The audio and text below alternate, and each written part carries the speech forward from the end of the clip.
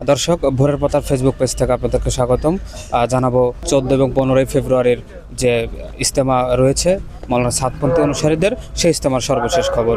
এই মুহূর্তে আমি দাঁড়িয়ে আছি টঙ্গী ইজতেমা ময়দানে। আমি মেহেদি হাসান। আপনারা ইতিমধ্যে জেনেছেন সার্বিক নিরাপত্তা বিষয় নিয়ে কিন্তু আসলে আমাদের Gazipur police commissioner doctor Nazmul Karim Khan সাংবাদিকদের সাথে মত বিনিময় করেছেন এবং এখানে যারা কর্মরত অফিসার রয়েছেন বা কর্মচারী রয়েছেন তাদের বিষয়ে কিন্তু তাদেরকে দিক নির্দেশমূলক ব্রিফও তিনি দিয়েছেন। ইতিমধ্যেই আমাদের সাথে কথা বলেছেন সাতপন্থীদের মাঠ সমন্বয়ক মাওলানা রেজাউল করিম, এছাড়াও কথা বলেছেন মিডিয়া সমন্বয়ক মাওলানা সায়েম সাহেব।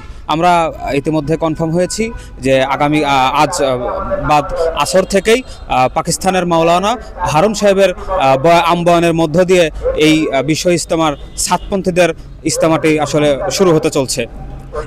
এরকমটাই কিন্তু আমাদেরকে আসলে জানানো হয়েছে। এছাড়াও আইনশৃঙ্খলা বাহিনী থেকে আমাদেরকে জানানো হয়েছে ৬,৮০০ পুলিশ ইতিমধ্যেই এখানে ডিউটিতে প্রেরণ করা হয়েছে। এছাড়াও ড্রোন ব্যবহারকে খুব সতর্ক করেছেন গাজীপুর মহানগর পুলিশ।